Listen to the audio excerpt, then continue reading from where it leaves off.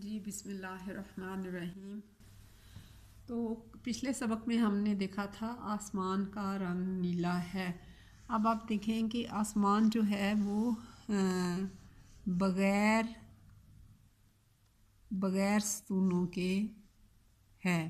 तो बग़ैर से जो है वो बे से शुरू होता है, बग़ैर, फिर इसमें गैन आएगा, फिर इसमें ये आएगा और फिर इसमें रे आएगा। इसको अगर हम मिला के लिखेंगे, हमने बे की आधी शक्ल बनाई, फिर हमने गैन की आधी शक्ल बनाई, फिर ये का शोशा बनाया और फिर रे। ये बन गया हमारा बग़ैर सतून। अब देखें सतून जो है वो सीन से शुरू हो रहा है। हमने सीन लिखा, फिर हमने ते लिखा, सत, वाव, तू और नून, सतून। बग़ैर सतून के, काफ और बड़ी ये, इसको मिला के लिखेंगे तो ये बन जाएगा बग़ैर सतून के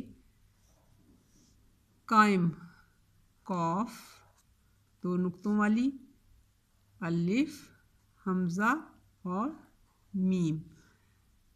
बग़ैर सतून के कायम है।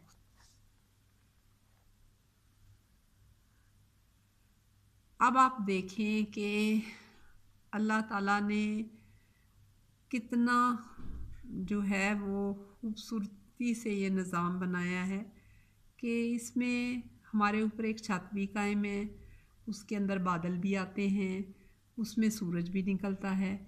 जब रात हो जाती है तो फिर आसमान पे क्या नज़र आता है हमें?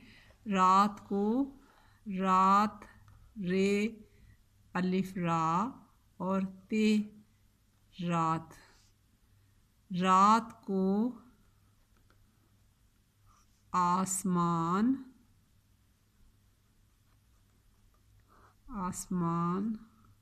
कैसा? काफ, ये का शोशा और तीन शोशे सीन के और अलिफ। कैसा? नज़र, देखने में कैसा नज़र लगता है। नज़र, नून, ज़ोए और रे, नज़र आता, अलिफ मद्दा आता है। आप मुझे बताएं कि रात को आसमान जो है वो कैसा नज़र आता है? रात को आसमान जो है वो काला नज़र आता है। तो काला हम कैसे लिखेंगे? काफ, अलिफ, लाम और अलिफ। काले को जब मिला के लिखेंगे तो ये बन जाएगा का, अलिफ का और लाम, अलिफ ला। और रात को आसमान पे क्या नज़र आता है? चाँद। चाँद में चे आता है, चे, अलिफ चा, नून, चाँद और दाल। अब अगर हम इसको मिला के लिखें तो ये बनेगा चे, अलिफ चा, नून का शोशा बनाया और फिर दाल मिला दी। और रात को आसमान में क्या नज़र आता है? सितारे। तो सितारे सीन से शुरू हो रहा है, सीन, ते, अलिफ, रे और बड़ी ये।